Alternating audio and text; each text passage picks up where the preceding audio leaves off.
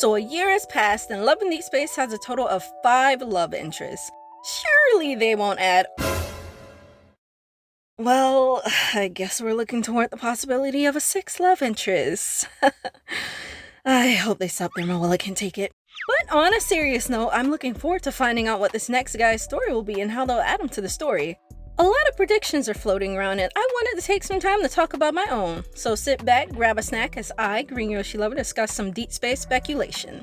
Before getting into the video, I want to reiterate that almost everything I say here is speculation. Just like everyone else, I'm sharing my own opinions and theories, and you're free to agree or disagree. With that being said, let's get into the video. So, to make some solid predictions about the 6th and hopefully last love interest, we'll have to look at the trends that already exist in the game. One popular trend is the theory of foil characters, which we can already see with Xavier and Silas and Zane and Caleb. Xavier and Silas are both love interests originating from Philos. Both traveled back in time to Earth to cross paths with MC for one reason or another. They also seem to have similar features with their hair being light colors. Where they contrast is how they carry themselves. Silas has an intimidating exterior but actually has a soft side. Xavier is pretty much a wolf in sheep's clothing, I mean, among other qualities. But there are other things that make them foils. Xavier was born into royalty and thus never wanted for anything except his freedom. He doesn't have a big desire for wealth since he once had it all. I mean, he gets paid well as a hunter, but he doesn't live a life of greed and probably never has. He always had people by his side who loved and admired him. All he really wants is to live a peaceful, quiet life with his beloved. But to do that, he has to find a way to save Philos so that no other, especially MC, is sacrificed to the planet's core. Silas, on the other hand, had to acquire his wealth and was feared and hated for most of his life. By nature, he craves a lively lifestyle and is drawn towards desires such as greed. If he wants it, he will have it. He's dangerous because the world led him to be. As long as he's with his beloved, the one who stood by his side against all odds, nothing else matters. Silas would sooner see the world be destroyed if it meant that MC would be safe. Zane and Caleb seem to center around the childhood best friend trope and the influence of dreams. They also have black hair. I know they look nothing alike, but sometimes I get them confused at first glance. We see that they both fall victim to nightmares, Zane through Dawnbreaker and Caleb through his trauma. They tend to hide their problems from MC. They know that her being involved will cause her more harm than good, so they prefer to deal with issues themselves. Zane is the estranged childhood friend. A lot of his time is reconnecting with MC as they learn more about each other and the misconceptions they shared. Similarly to Silas, Zane looks cold and intimidating on the outside, but is actually kinda gentle. We also see that he constantly declines offers to work with Xander Sciences, which is under Evergroup, because he knows that what they're doing is illegal and goes against his morals. More importantly, they're a danger to MC. Caleb, on the other hand, grew up with MC, so they have a closer connection. Even when estranged for a bit, they were still able to pick up where they left off, even if it was a slow process. Caleb is known to have a charismatic, friendly personality, but as we've seen, he can become dark and intimidating. Unlike Zane, Caleb chose the route of working with Ever in order to protect MC. I never believed that Caleb was a villain, but more of someone trying to destroy the problem from the inside out. He's using Ever and Ever is using him. MC's protection is his highest priority, and he will go to any means to see her safe. Now this leaves us with Rafayel, who seems to not have a foil. This is why people speculate that the 6th guy will be just that. What we know about Rafayel is that he is the Lemurian sea god. He's the only one so far with a more unnatural hair color. He has a cold and distant personality to most of the people around him, but he actually longs for companionship and is very clingy, so don't leave him waiting. He's also prideful in the artistic skills that come naturally to him, and this causes people to see him as arrogant. Just like his flower, he's beautiful yet dangerous. As far as his connection to Ever, we see that he seeks to eliminate everyone involved in hurting his people and MC. He stops people from investigating the ruins of Lemuria and even killed Raymond, the CEO of Xander Sciences. That skeleton on display in his house was a Lemurian, so honestly, he had it coming. Some popular candidates that people have speculated to be his foil are the CEO of Ever because, I mean, it is the big bad guy in power. The guy that sat with Rafayel in the nest because he works for Ever. People also think he's the CEO, but I mean, people also thought or probably still think that he's Caleb, so there's that. The sick man from Caleb's story, also speculated to be the CEO, and Astra because he's also an evil god, but honestly, I can't see any of these guys being the next love interest. Alright, put down your pitchforks and let me at least explain myself. I I know I'm about to spout some unpopular opinions, but someone has to say them. If we look at the current trend in the game, the love interests are aware of each other's existence, but never talk to each other directly or appear in the same room.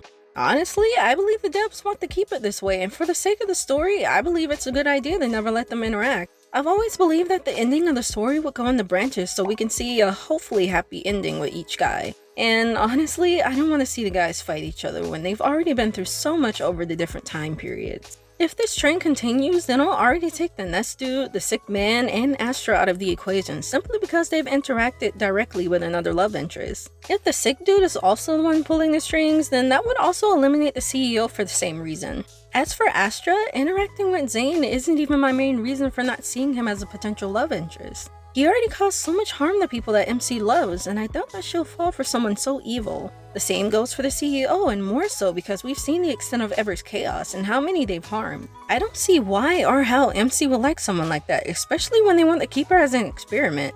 We have to consider MC's morals when it comes to the love interest. Also, we technically already have a rich and powerful dominating guy, so another would feel redundant. I know, you could argue and say, but the other guys have killed people? What makes them different? The difference is simply that the current love interests kill in order to protect those around them and themselves. We know that at least 3 of them have bounties that were placed by Ever, so if they want to live, then they have to fight and kill if necessary. All deaths by the hands of Ever were for the sake of their sick desires for immortality. They saw those lives as simply stepping stones for their goal. And the most recent example of that was the Sanatorium in Abyssal Chaos Final Farewell. I also believe that Astra's role in the story might not be as big as people make it out to be. When you think about it, we've only seen mention of Astra in the Foreseer myth, and the toaster that Caleb used in exclusive Aftertaste. My personal theory is that Zane's main curse is him fighting against fate and being punished. Each guy has a catalyst to their plight that starts at the origin myth.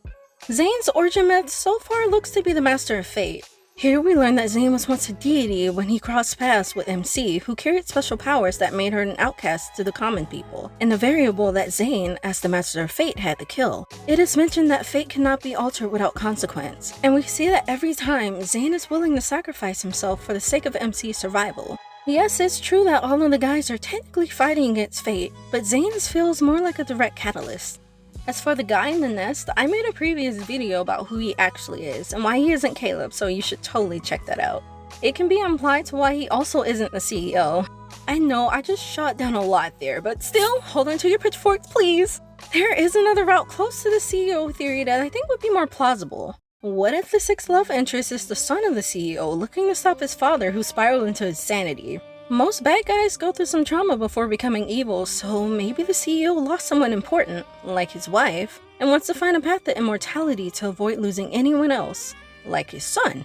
He spirals into thinking that he can become a god, saving people from death, but his son wants to stop him however he can because what he's doing is wrong. This could be what leads him to helping the Hunters Association destroy Ever and expose their crimes. This also leads into my own prediction for the 6th love interest. We know how Rafayel is technically doing illegal undercover investigations into Ever. So what if his foil is an undercover detective or a spy hired to look into Ever's schemes? He could have also already conducted investigations and is looking to partner with the Hunters Association. This would also give him a reason to cross paths with MC. I know, after making a lore video about Caleb, people wanted to know my prediction about the 6th love interest. Honestly, I have no clue what direction the devs would take because as far as I know, there's no other information hinting at another guy. We knew about Caleb and Silas from day one, and because of that, I don't blame people for speculating previously mentioned characters as the next love interest. I just think that the detective spy route would be an interesting love interest possibility that hasn't been expanded on yet.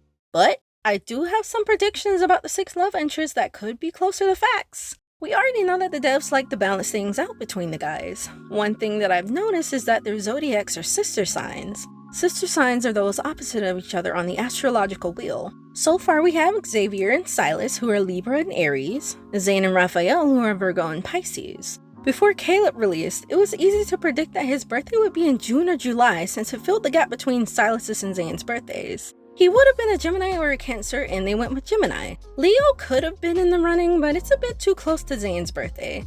Now, this leaves another gap between Xavier and Rafayel's birthdays. And do you know what zodiac falls between those months? That's right, it's Gemini's sister sign, Sagittarius. Now, I want to go even further to predict that he'd be a December Sagittarius, so his birthday would most likely be somewhere around December 1st through December 21st. As far as his age, I want to predict 29 if they want to balance out the older and younger characters, but keep their ages different. Also, if they're scared to hit 30. But if they want to make him younger than 26, 22, or 21. But I want to say 26.